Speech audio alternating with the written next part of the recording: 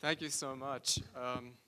I'd like to thank AJK for inviting me to this, to participate in this very important event. I first became aware of this problem a year or two ago, and it seems so significant and pressing to me that I'm happy to participate in any small way. I'm not an Iranian specialist, I have to confess, although I do my fieldwork in Syria, actually. But in fact, my first archaeological fieldwork experience was in Iran in 1974-75. I worked in Khuzestan and also Kermanshah, where I got bitten by a dog in a village near Kermanshah. I had to get rabies shots. So one of the few things I remember about Farsi, hari is rabies, and yeah.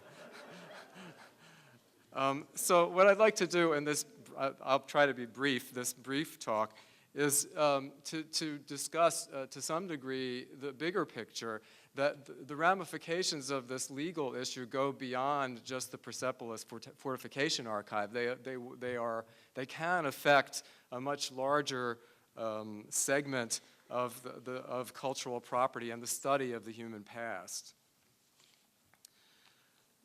In November of 2002, German archaeologists made an extraordinary discovery at the ancient city of Katna in western Syria, modern Tel Mishrefe.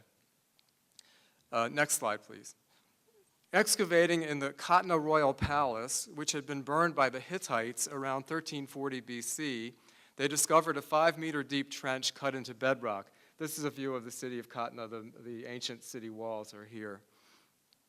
At the bottom of this trench, they found a doorway cut into solid rock, next, guarded by 2 stone statues still in situ. Venturing inside, the archaeologists found a complex of 4 chambers filled with luxury goods, burial furniture, and the skeletal remains of people who had been buried here. Clearly, this was the final resting place for the rulers of Katna and their families, undisturbed since the destruction of the city over 3,300 years ago.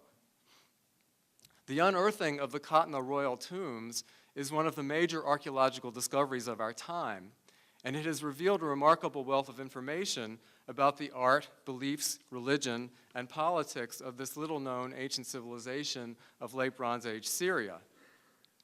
The discoveries at Katna date to the so-called Amarna period, during the reign of the famous Egyptian heretic pharaoh Akhenaten, whose capital was at the site of Tel el Amarna. It's also the period of King Tut, who was Akhenaten's successor.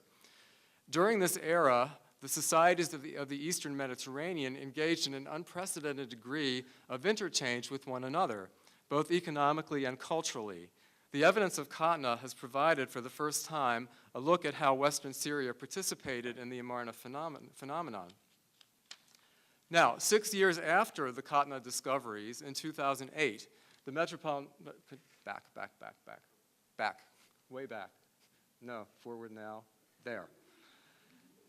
In 2008, the Metropolitan Museum of Art in New York was in the process of organizing its major exhibition, Beyond Babylon, Art, Trade, and Diplomacy in the Second Millennium BC. That's the cover of the that's the cover of the catalog. As the centerpiece of this exhibition, the Met's Ancient Near Eastern Department hoped to borrow objects from the Katna royal tombs. Much negotiation with the Syrian authorities ensued. In the end, the Syrians permitted 55 objects, irreplaceable representatives of their national heritage, to be borrowed by the museum. This would be the first time the Katna finds would be allowed to leave Syria. The loaned objects were to include such pieces as, next please, golden duck heads, which show the remarkable workmanship of the goldsmiths of Syria in this period.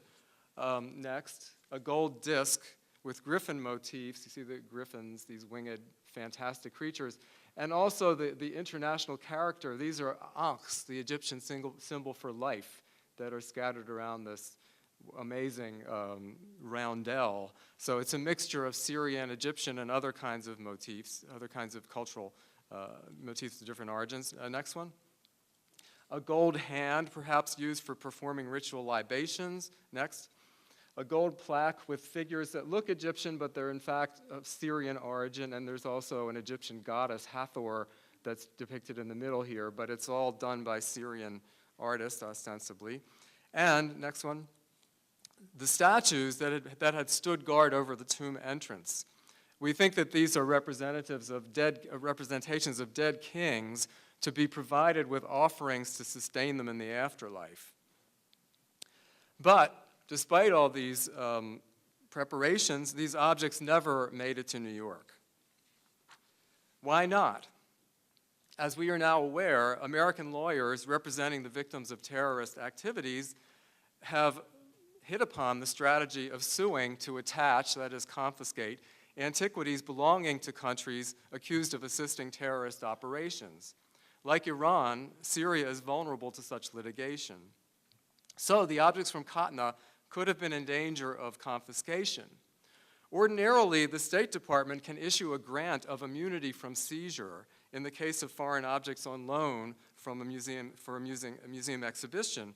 But in this circumstance, because of what I understand to be amendments made in 2008 to the Federal Sovereign Immunities Act, it was not at all certain that a State Department grant of immunity from seizure would protect the objects loaned by Syria. Given the threat of legal action and confiscation, the museum and the Syrians reluctantly decided to cancel the loan, and the objects stayed in Syria. As a result, Americans were deprived of the opportunity of appreciating and learning from archaeological artifacts and works of art from one of the world's oldest civilizations. Next, please. It's especially ironic that the Syrian objects for the Beyond Babylon exhibition never made it to this country, since the exhibition was explicitly designed as a celebration of the open world of diplomacy and communication that existed in the Near East in the second millennium BC. In that period, as now, economic and cultural progress was enabled by communication and cultural exchange. Next, please. There is no question that international terrorism is a vile activity and should be condemned, and that victims of terrorism should be compensated. But should they be compensated at the expense of the world's cultural heritage and at the expense of a people's cultural heritage? My answer is no. The same answer has been provided by the Archaeological Institute of America, or the AIA. Next, please. Founded in 1879, the AIA is the oldest and largest archaeological organization in the U.S., with almost 200,000 members, including professionals, students, and interested laypersons. In a statement made available on its website on February 9, 2009, the AIA has condemned legal action taken to confiscate antiquities to be sold for the benefit of terrorism victims and has called for Congress to prevent such action from being taken. Next, please. Why is it wrong to confiscate artifacts that belong to a country's cultural heritage and sell them to collectors in order to compensate terrorist victims? No one except terrorists, I suppose, would deny that such victims have the right to be compensated. But there are fair forms of compensation, like suing to attach financial assets of a guilty party, and unfair forms. Confiscating the cultural property of another country is unfair.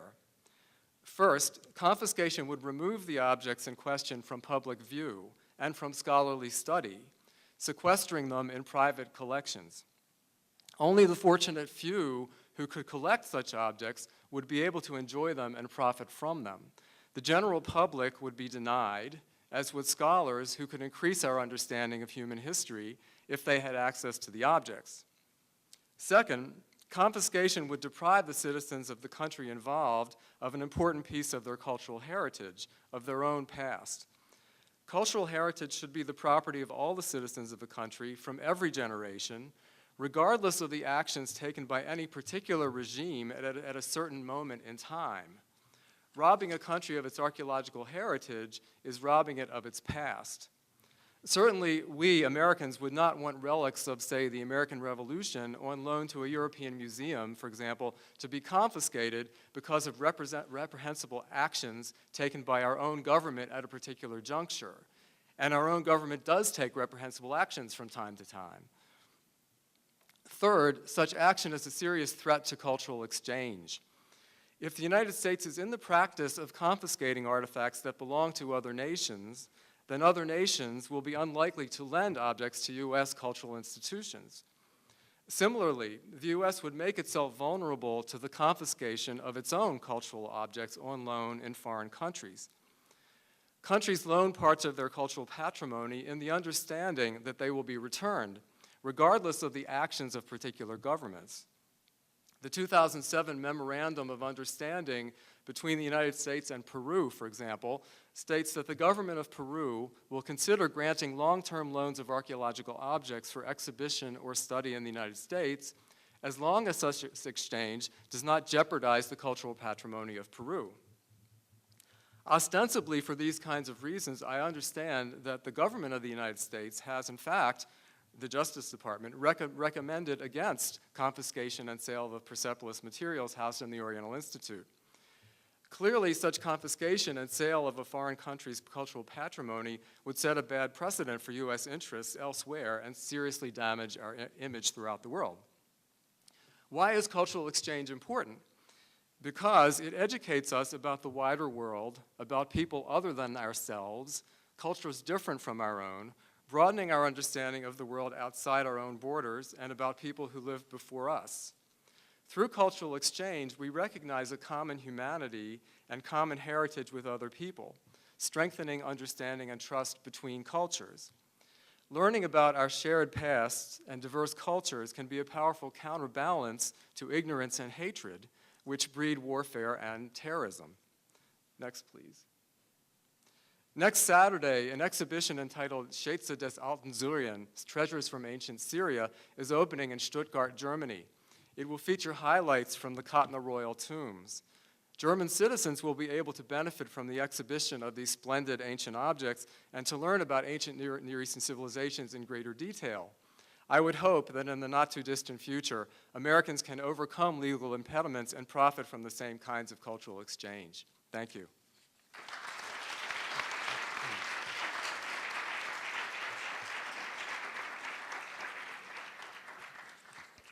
Are there any questions? Thorough presentation, no questions. Who can argue? Thank you.